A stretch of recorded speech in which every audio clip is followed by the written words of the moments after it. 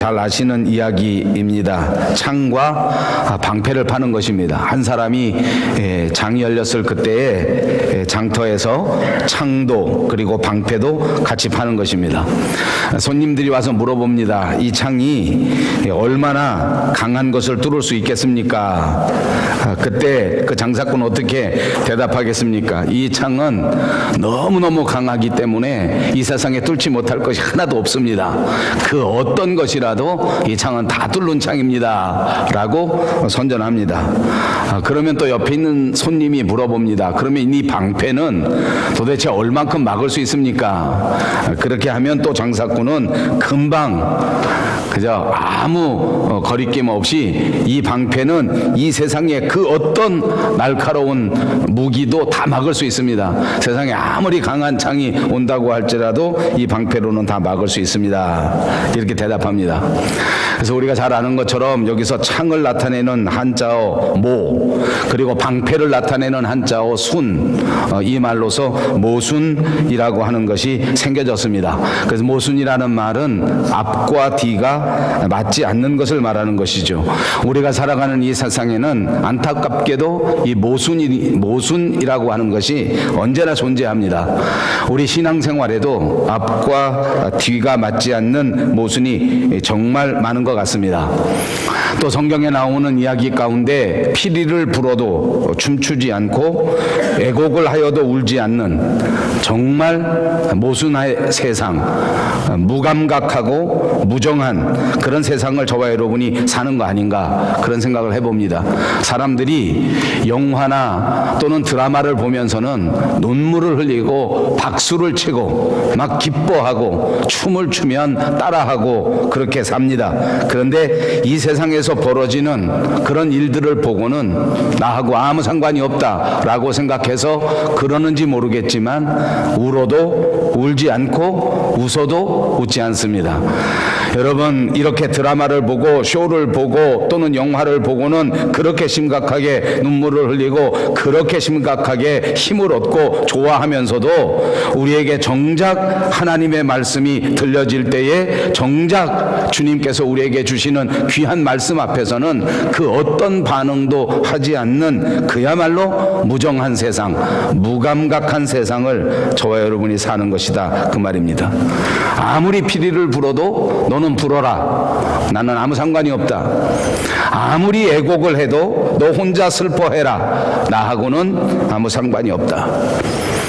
현대인들은 누구나 그런 생각 속에 살아가는 것 같습니다. 자기만 생각하기 때문입니다. 자기만 알고 자기만 잘났고 자기 생각만 나타내려고 하고 남은 전혀 인정할 줄도 모르고 남을 존중할 줄도 모르고 남을 존경하는 일은 절대 없는 시대 속에서 저와 여러분이 살아가는 것 아닌가 생각합니다. 그러나 여러분, 우리의 신앙생활에는 어찌하든지 나보다 남을 낮게 여기고 남을 섬기고 남을 존중하고 남과 함께 더불어 살아가는 것이 우리의 신앙생활의 기본이라고 하는 것을 생각해야 할 것입니다. 사도 바울은 로마서 12장 2절에 이렇게 말씀합니다.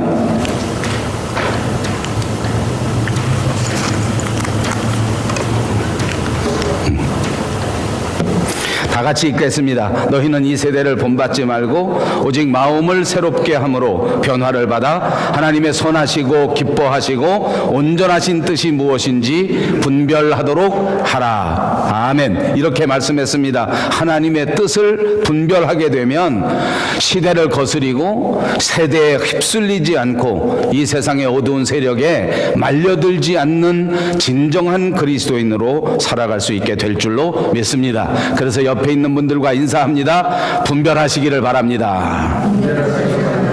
다시 한번 합니다. 분별하십시다. 오늘 본문 20절 그리고 21절을 다 같이 읽겠습니다. 책을 덮어 그 맡은 자에게 주시고 앉으시니 회당에 있는 자들이 다 주목하여 보더라. 이에 예수께서 그들에게 말씀하시되 이 글이 오늘 너희 귀에 응하였느니라. 회당에서 말씀을 전하신 예수님께서는 그 이사야서를 덮어치고 그 책을 맡은 자들에게 주셨습니다. 그리고 자리에 앉으셨습니다. 그때 회당에 있는 모든 사람들은 다 예수님을 주목하여 바라보았습니다. 그 가르치심이, 그 말씀하심이 권위가 있고 그 어떤 다른 선지자나 그 어떤 다른 선생들과 같지 아니하기 때문에 예수님께서 전하신 그 이사야의 말씀의 능력이 그들의 마음속에 다가오게 되었다는 말입니다. 머릿속에서는 그 말씀이 기억납니다. 이제는 포로된 자에게 자유를, 하나님의 말씀이 임하시면서 성령의 통치하심이 이루어진다고 하는 사실을 이 모든 회중들이 머리로서 받아들일 수 있었는데, 그럼에도 불구하고 이 큰 놀라운 구원의 소식이, 이 엄청난 기쁨의 소식이 그들의 마음을 변화시키지는 못한 것 같습니다. 피리를 불었지만, 말씀이 전해졌지만, 성령의 충만하신 역사가 임재했는데도 불구하고 이 사람들은 무관심, 무정, 그런 반응을 보이지 않았나라고 추측해 볼 수가 있습니다. 그 다음 22절에서 24절입니다. 다 같이 읽겠습니다. 그들이 다 그를 증거하고 그 입으로 나오는 바 은혜로운 말을 놀랍게 여겨 이르되 이 사람이 요셉의 아들이 아니냐. 예수께서 그들에게 이르시되 너희가 반드시 의원아 너를 고치라 하는 속담을 인용하여 내게 말하기를 우리의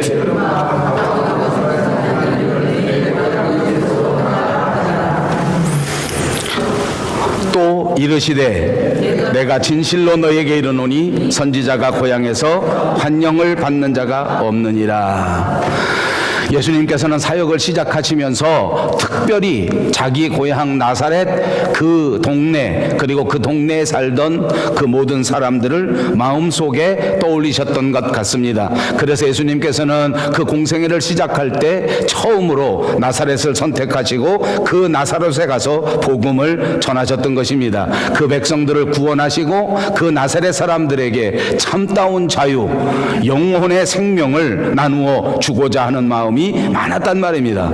그런데 어떻습니까? 이 고향 사람들은 이 예수님의 바램, 예수님의 소원을 전혀 가치 있게 여기지 않았습니다. 그 말씀에 귀를 기울이지 않았습니다. 오히려 고향 사람들은 예수님을 배척한 것입니다. 하나님이신 예수님을 받아들이지도 않았고 하나님이신 예수님을 분별할 줄도 몰랐고 자기들에게 참 자유와 참 생명을 주실 이 엄청난 능력을 전혀 받아들이지 않은 것입니다. 여러분 한번 생각해 보십시다. 이미 예수님께서 동네에 오셨을 때에, 나사렛에 오셨을 때에는 지난 주간에도 강해해 드린 것처럼 예수님이 그냥 나사렛에 있었던 목수의 아들 정도가 아니었습니다. 이미 예수님께서는 동네에서 유명한 사람이 되지 않았습니까? 예수님에 관한 소문은 온 땅에 퍼져 있었고 가서 말씀을 전하실 때마다, 가르치실 때마다 뭇사람에게 엄청난 반향을 일으키고 많은 사람들에게 은혜를 끼쳤던 것이 사실이었는데, 정작 고향 나사렛에 왔을 때에 여기서 이 말씀이 전혀 받아들여지지 않고 배척을 당하게 된 것입니다. 왜 그랬겠습니까? 우리는 쉽게 추측해 볼 수 있습니다. 이 사람이 바로 유명한 사람, 지금은 유명해졌을지 몰라도 우리 동네에서 별 볼 일 없는 목수의 아들이라고 하는 사실을 너무나 잘 알았기 때문입니다.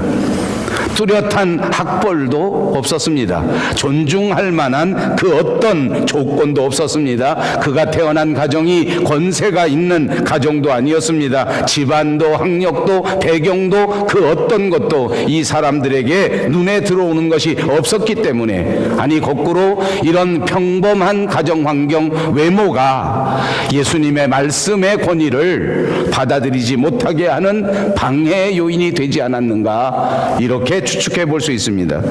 예수님께서는 오히려 자기 고향 나사렛을 가장 중요하게 생각하고 그 어떤 지역보다 소중하게 생각하셔서 제일 먼저 방문하신 것 아닙니까? 그런데 이 사람들의 반응은 전혀 반대였습니다. 무지입니다. 무식입니다. 무관심입니다. 받아들이지를 않습니다. 여러분, 우리 말 가운데에도 손뼉이 마주쳐야 소리가 난다 하는 말 있지 않습니까? 아무리 귀한 말씀을 전해도 그 말씀을 받아들이고 그 말씀의 은혜를 받아야 되지, 아무도 관심을 갖지 않고 아무도 이 말씀을 받아들이지 않는다면 아무 의미가 없는 것입니다. 마태복음 11장 17절에도 피리를 불어도 춤추지 않고 애곡해도 가슴을 치지 않는다는 예수님의 한탄의 말씀이 기록되어 있습니다. 모두가 다 기뻐해야 하는데, 모두가 다 은혜 충만해야 되는데, 그런데 그런 일이 벌어지지 않는 것입니다. 우리는 어떻습니까? 우리 실생활에도 이런 일이 벌어지면 우리 참 어렵습니다. 저는 여러분이 아시는 것처럼 목회자입니다. 설교를 많이 하지 않습니까? 설교할 때 제가 여러분들이 좀 잘 들으시라고 우스갯소리를 좀 섞어서 합니다. 좀 웃게 만들려고 설교를 하는데 아무도 웃지 않습니다. 저는 굉장히 썰렁합니다. 저는 목사이기 때문에 사람들을 많이 만납니다. 만날 때 좀 부드럽게 분위기를 만들기 위해서 제가 농담을 좀 합니다. 듣는 사람이 아무 반응이 없습니다. 딴 데 쳐다봅니다. 굉장히 어렵습니다. 어떻습니까? 저만 그런 것이 아니라 여러분 그렇습니다. 집안에서도 아빠나 엄마나 또는 자식이나 집안의 분위기를 조금 좋게 해보려고 괜히 좀 오바해서 좋은 말을 하고 기쁜 말을 하고 조금 목소리 톤을 올려서 이렇게 이야기하지 않습니까? 저는 저희 둘째 손주가 왔을 때 너무너무 반갑기 때문에, 자주 만나지 못하기 때문에 그 아이가 오면 제가 좀 오바해서 아이고 우리 네이슨 왔구나, 어서 오너라, 이리 오너라 그러 합니다. 그러면 저희 둘째, 셋째 손주, 이제 2살 된 그놈이 뭐라고 하는지 아십니까? Too loud. 싹 돌아서 가버립니다. 아버지 썰렁합니다. 아무리 인사를 해도 인사를 받지 않습니다. 아무리 좋은 말을 해도 반응을 하지 않습니다. 썰렁합니다. 여러분, 썰렁한 정도는 괜찮습니다. 그런데 제가 성경에 보니까 하나님의 말씀에 반응을 하지 않는 사람들 가운데 썰렁하기만 하면 다행인데 목이 곧은 백성들이 있습니다. 아무리 말씀을 전해도 반응하지 않습니다. 아무리 내가 먼저 호의를 표시해도 받아주지 않습니다. 축복합니다. 누구든지 반응하십시오. 친절하게 반응하십시오. 그 어떤 사람을 만나도 반갑게 대화하시기를 주님의 이름으로 축복합니다. 무조건 사람을 만나면 반갑게 하십시다. 옆에 있는 분들과 인사합니다. 반갑습니다. 썰렁합니다. 아버지 썰렁하지 마시기를 바랍니다. 그렇습니다. 이 이스라엘 백성들은 하나님의 말씀을 듣고 고향에 찾아온 예수님의 말씀을 듣고 나사렛 사람들이 먼저 예수님 앞에 뛰어나와 감사를 드리고 예수님에게 또 칭찬을 드리고 예수님의 말씀에 반응을 하고 이렇게 아름다운 분위기, 축복의 분위기, 은혜의 분위기가 되어야 하는데, 그 예수님이 전해주시는 그 기쁜 소식 때문에 세상에 다시 얻을 수 없는 엄청난 평화가 이 가정에 임하여야 되는데, 이제 포로된 자에게 자유를 억눌린 자에게 예수 그리스도의 은혜의 해가 비추었는데, 근데 그만 목이 곧은 백성들이 썰렁한 거예요. 아무도 반응하지 않는 거예요. 이 사람이 옛날 목수의 아들 예수 아니냐? 우리 동네 살았던 별 볼 일 없는 그 친구 아니냐? 내가 옛날에 알았던 그 사람 아니냐? 이런 반응을 했다는 것입니다. 사랑하는 여러분, 여기서 우리는 교훈을 받아야 합니다. 우리 그리스도인들, 우리 교인들은 언제나 하나님의 말씀을 받아들일 준비가 되어 있어야 합니다. 앉아 있을 때도 준비되시기를 바랍니다. 걸어 다니실 때도 하나님의 은혜를 받을 수 있는 준비가 충만하게 되시기를 주님의 이름으로 축복합니다. 그러니까 설교 들을 때 앉을 때에도 삐딱하게 앉아 있으면 안 됩니다. 은혜 받을 준비가 아닙니다. 은혜가 내리면 받을 준비로 한번 앉아 보십시오. 지금 자세로 고쳐 하시는 분은 나한테 당하는 겁니다. 아버지, 뻔뻔스럽게 가만히 있어. 난 이게 준비된 자세다. 아버지, 제가 웃자고 하는 소리입니다. 웃으십시오.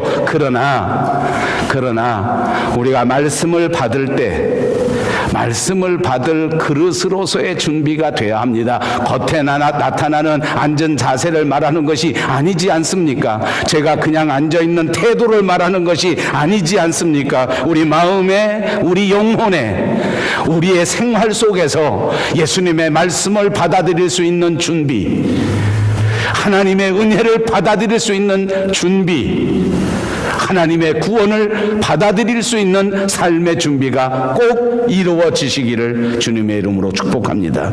이제 이렇게 은혜를 받을 수 있는 그릇을 설명하시면서 오늘 성경 본문에는 두 사람이 소개되고 있습니다. 한 사람은 사렙다의 한 과부요, 또 한 사람은 수리아 사람이었던 나아만 장군입니다. 우리가 모두 다 잘 아는 유명한 사람들입니다. 여기 등장한 두 사람은, 한 사람은 남성이고 한 사람은 여성입니다.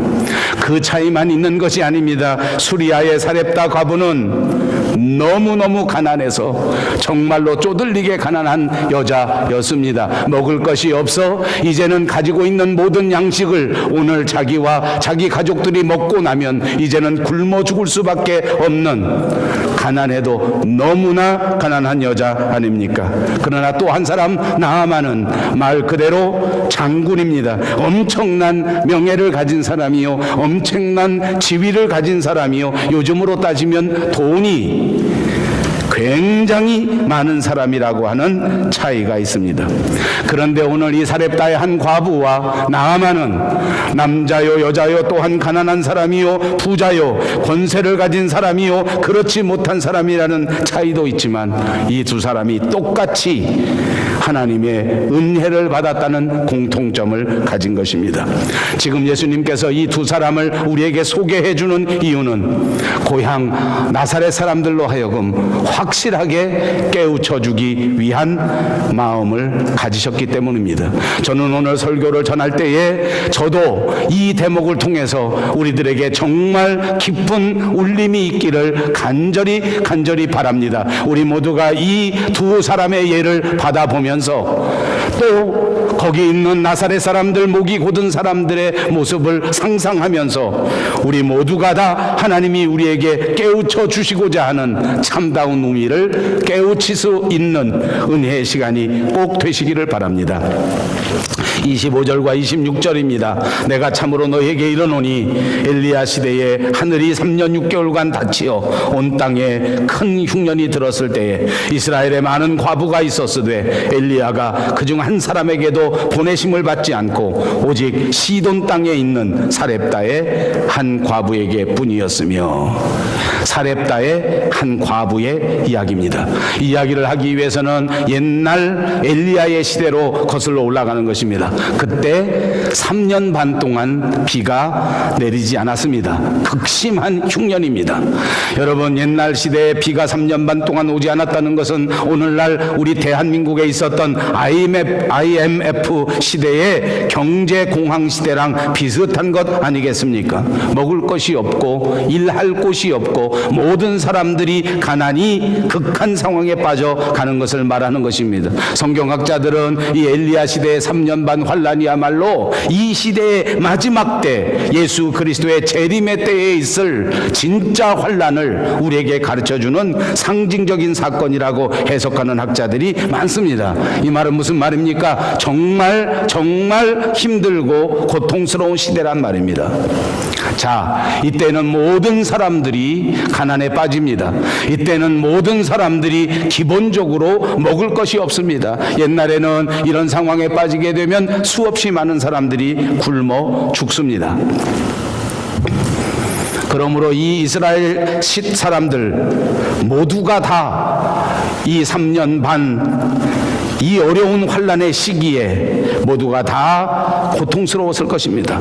굶어 죽는 사람들은 온 세계에 도처에 있었단 말입니다. 다시 말하면 나사렛 사람들도 굶어 죽고, 동네에 있는 갈릴리 사람들도 굶어 죽고, 인근에 있는 저 에집트 사람들도 굶어 죽습니다. 세상에 있는 모든 사람들이 흉년 때문에 고통을 당하게 되는 것입니다. 그러므로 하나님의 사람들은, 하나님의 백성들도 고통을 당하고 이방 민족들도 고통을 당하는데, 한번 생각해 보십시오. 굶어 죽어가는 사람들은 여기저기 다 있는데 하나님께서는 이 사렙다 한 과부에게 은혜를 주시는 것입니다. 이방 사람에게 은혜를 주시는 겁니다. 하나님이 선택한 사람, 하나님이 불려준 사람. 여러분, 제가 길게 설교하지 않겠습니다. 여러분은 어떤 사람입니까? 과연 당연히 예수님의 부르심을 받고 십자가의 구원을 받을 만큼 하나님 앞에 분명히 하나님과 가까운 사람들이었습니까? 나는 하나님이 구원하시지 않고는 견딜 수 없을 것이다, 그렇게 분명히 하나님과 관계가 있었던 사람입니까? 아니요. 어쩌면 저와 여러분은 이 이방 사람 사렙다의 한 여인인 것처럼 아무 관계없는 사람, 아무 상관없었던 사람, 내가 먼저 하나님을 찾지도 못했고 내가 먼저 하나님 앞에 어떤 것도 내어드릴 수 있는 상태가 아니었는데 하나님께서 우리를 찾아와 주셔서 우리를 하나님의 아들로 삼아주시고 우리를 하나님의 딸로 만들어주신 것 아닙니까? 왜 그러셨을까요? 오늘 이스라엘 사람들도 다 굶어 죽어가는데 자기 백성 이스라엘 사람들 굶어 죽는 것은 다 놓아두고 왜 이방인 이 여인에게 하나님이 선택을 주시고 엘리야를 보내셨을까? 여러분, 여러 가지로 해석할 수 있습니다. 오늘 그러나 저는 이 17번째 성경 강해 시간에 특별히 이 대목에서 우리의 분명한 깨우침을 받기 위하여 좀 자극적인 설교를 말씀드리려고 합니다. 조금 심한 이야기가 될지 모릅니다. 그러나 생각해 보십시다. 왜 그랬을까? 왜 하나님께서는 이스라엘 사람들도 굶어 죽는데 그런데 이 엘리야를 저 이방 땅으로 보내셔서 사렙다의 과부를 만나게 하신 것일까? 여러분, 사렙다의 과부를 만나서 엘리야는 무엇을 했습니까? 뒤에 나오겠지만 엘리야는 그 사렙다 과부가 한 번만 먹고 죽을 수밖에 없는 그 마지막 남은 양식으로 대접을 받습니다. 그 음식을 대신 먹습니다. 자, 단순하게 해석합니다. 왜 하나님께서 사렙다로 보내셨을까? 엘리야를 보내려고 생각하니까 엘리야에게 밥 한 끼를 대접할 수 있는 사람이 이스라엘에는 한 사람도 없었습니다. 이 엘리야 시대에 이스라엘 사람들은 모두가 다 우상을 섬겼습니다. 국가 전체가 미쳐 날뛰고 하나님을 배반한 채 모두가 다 이방신들을 섬기고 있었습니다. 선지자들을 잡아 죽입니다. 예수 믿는 사람들을 핍박합니다. 그러니 아무리 내 백성이라고 할지라도 엘리야를 보냈을 때 그 엘리야에게 따뜻한 밥 한 끼를 대접하고 섬길 수 있는 사람이 한 사람도 없었기에 이방 땅 사렙다의 한 과부에게 보낸 것 아닙니까? 예수님이 오늘 이 대목에서 왜 이 예화를 드는 것입니까? 당연히 예수님을 대접해야 할 나사렛 사람들이, 당연히 예수님을 섬기고 존중하고 존경해야 될 이 나사렛 사람들 중에 한 사람도 예수님을 존중하고 예수님 앞에 예배하고 섬기는 사람들이 없었기에 오늘 이야기를 전하고 있는 겁니다. 이미 역사 속에서 이런 일이 있었다는 것을 깨우쳐 주는 겁니다. 지금이라도 우리가 깨우쳐서 우리가 해야 할 일이 무엇인지를 깨달아 아는 지혜가 있어야 한단 말입니다. 저와 여러분이 해야 할 일이 뭔지 압니까? 우리는 하나님의 백성으로 하나님의 선택을 받은 사람으로서 이제 하나님 앞에 최선을 다하여 섬기고 존중하고 예배하고 찬송해야 될 책임이 있는 사람이란 말입니다. 이거 믿습니까? 하나님을 섬기기는커녕 자기만 섬기는 삶에서 벗어나라는 말입니다. 하나님 앞에 예배하기는커녕 자기 자신에게만 예배하는 이 엄청난 잘못에서부터 회개하고 돌이키라는 말입니다.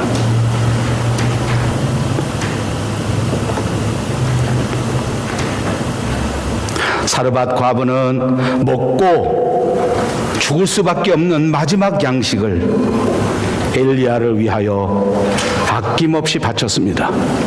이스라엘에는 그 어떤 사람도 하나님을 섬기지 않고 선지자를 배반하고 그럴 때 오히려 이방에 가서 환대를 받았단 말입니다.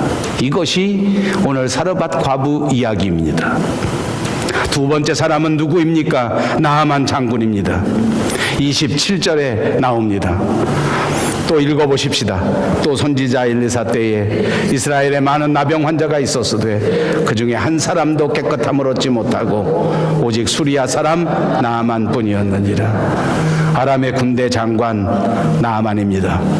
이 나아만이라고 하는 사람, 여러분, 이 나아만이라는 사람을 엘리사에게 보내셨습니다. 문둥병을 치료하기 위해서 엘리사에게 보낸 것입니다. 이것은 하나님의 특별한 계획이요 하나님의 특별한 섭리가 들어있는 것입니다. 나아만은 어떤 사람입니까? 장군입니다. 나아만은 어떤 사람입니까? 부와 명예와 위치와 이 세상에 있는 모든 것이 그 어떤 사람도 부러워하지 않을 만한 높은 자리에 있는 사람이었습니다. 그런데 안타깝게도 모든 것을 가진 이 사람이 문둥병에 걸려버린 것입니다.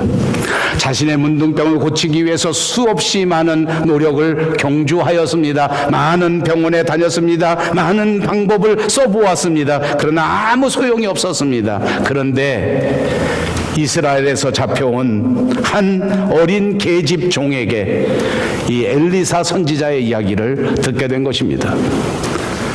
아무 방법도 통하지 않았을 그때 마지막 세미한 음성 가운데 여종을 통하여 하나님의 소식을, 예수 그리스도의 능력의 말씀을 듣게 된 것입니다. 여러분은 어떠십니까? 우연한 기회에 전도를 받고 생각지 못했던 기회에 예수님에 관한 소식을 듣지 않으셨습니까? 나아만은 예수님의 소식을 들었습니다. 나아만은 정확하게 엘리사 선지자의 이야기를 들은 것입니다. 자, 이제 이 엘리사 선지자에게 나아가 내 병든 몸을 내어놓고 구원을 받을 것인가, 치유함을 받을 것인가, 그렇지 않을 것인가 하는 것은 온통 나아만 장군의 선택이었습니다. 나아만이 선택하면 되는 일이었단 말입니다. 여기서 우리가 또 한 번 생각해 보십시다. 장군입니다. 높은 사람입니다. 권세가 많은 사람입니다. 그런데 이런저런 노력을 다 해보다가 계집종의 입을 통하여 엘리사라고 하는 선지자가 있다는 소식을 듣게 된 것입니다. 그래, 그거라도 한번 해볼까? 아무것도 안 되니까 한번 해보자. 이렇게 선택했다고 합시다. 얼마나 기특합니까? 얼마나 놀랍습니까? 그러면 어떤 상황이 벌어져야 되겠습니까?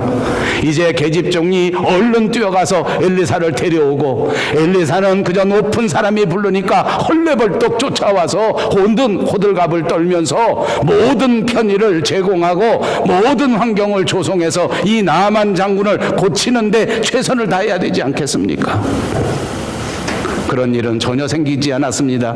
아무리 지체가 높은 나아만 장군이었지만 그는 엘리사를 만나기 위하여 먼 길을 떠나야만 했습니다. 아픈 몸을 이끌고 수치스러워 바깥에 나가기 어려운 상황이었지만 그런 것들은 아무 상관이 없었습니다. 그는 이 나쁜 조건에서도 이 엘리사를 향하여 나아가게 되었습니다. 겨우겨우 참고 엘리사를 찾아가는데 이번에는 거기 가서 강에 가서 7번 몸을 씻으라는 그야말로 터무니없는 요청을 받게 되는 것입니다. 나는 아무리 예수를 믿어도 이런 짓은 못하겠다. 내가 아무리 교회 다니지만 이건 이해하지 못하겠다. 아마 나아만 장군은 그랬을 것 같습니다. 내가 아무리 교회를 다니지만 이 꼴은 못 보겠다. 내가 아무리 교회 다니지만 이건 받아들일 수가 없다. 내가 누군데 엘리사가 아무리 하나님의 종이라고 하지만 나를 보고 이래라 저래라 한단 말이냐. 눈 콧배기도 보이지 않으면서 나한테 손만 까딱까딱하고 명령을 한단 말인가 라고 불평할 수 있었지 않았겠습니까?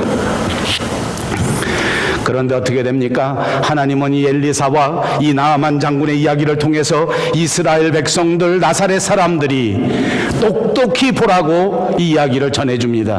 그렇습니다. 세상적인 안목으로 볼 때에 나아만 장군은 절대로 엘리사에게 갈 사람이 아닙니다. 가서 목욕하라고 시킨다고 그 말을 들을 사람도 아니었습니다. 결국 엘리사 앞에 무릎 꿇고 겸손한 마음으로 하나님의 은혜를 간구하게 될 이 일이 전혀 아니었습니다. 그럼에도 불구하고 나아만 장군의 이야기를 통하여 엘리사는 하나님의 방법대로 이 모든 일들을 이루었습니다. 왜 그렇게 하셨습니까? 이스라엘 백성들로 하여금 보라는 것입니다. 나사렛 사람들로 하여금 이 사건을 보라는 것입니다. 하나님은 능력의 하나님이십니다. 여러분이 그토록 신봉하는 물질보다 하나님은 훨씬 큰 능력이 있는 분이라는 사실을 잊지 마시기 바랍니다.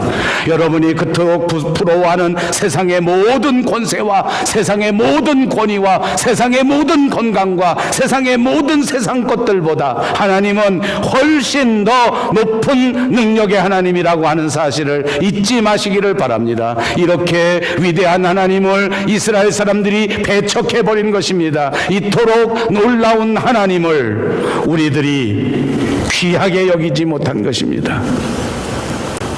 이사야 선지자는 하나님의 아들 예수께서 이 땅에 오셨을 때에 어떤 대우를 받을 수 있는지를 이미 700년 전에 예언해 주신 적이 있습니다. 이사야서 53장 3절에 이런 기록이 있습니다. 그는 멸시를 받아 사람들에게 버림받았으며 간고를 많이 겪었으며 질고를 아는 자라. 마치 사람들이 그에게서 얼굴을 가리는 것 같이 멸시를 당하였고 우리도 그를 귀하게 여기지 아니하였도다. 예수님은 자기 고향 사람들에게도 버림을 받았습니다. 29절에 나사렛 사람들이 예수님에게 어떻게 하였습니까? 같이 읽겠습니다. 동네 밖으로 쫓아내어 그 동네가 건설된 산 낭떠러지까지 끌고 가서 밀쳐내리 치고자 하되 아예 죽여버리려고 한 것입니다. 아예 없애버리려고 한 것입니다. 이스라엘 백성들은 예수님을 십자가에 못 박아 죽여버리고 말았습니다. 여러분, 예수님을 귀하게 여기셔야 합니다. 여러분, 우리에게 주신 하나님의 말씀을 귀하게 여기시기를 주님의 이름으로 축복합니다. 우리에게 맡겨주신 하나님의 교회를 이 세상 그 어떤 것보다 가장 소중하게 가장 귀하게 여길 수 있는 저와 여러분이 꼭 되시기를 주님의 이름으로 축복합니다. 동네 밖으로 쫓아내서 그 동네가 건설된 산 낭떠러지까지 끌고 가서 그를 밀쳐 내려 쳐버리려고 했습니다. 값진 것을 던져버린 것입니다. 귀한 것을 던져버린 것입니다. 사랑하는 여러분, 소중한 것을 소중하게 여기는 것, 값진 것을 값지게 여길 줄 아는 것이야말로 이 세상의 가장 큰 축복인 줄로 믿습니다. 우리는 복된 성도들이 되어야 합니다. 여러분에게 주신 하나님의 말씀, 여러분에게 주신 하나님의 은혜 정말 정말 귀하게 여기시기를 바랍니다. 오늘 사르밧 과부의 이야기 그리고 나아만 장군의 이야기 얼마나 좋은 본보기인지 모릅니다. 그들은 이방인이었지만 하나님의 선지자를 위해서 하나님의 사람을 위하여 자기가 먹고 죽을 수밖에 없는 마지막 전 재산을 아낌없이 드렸습니다.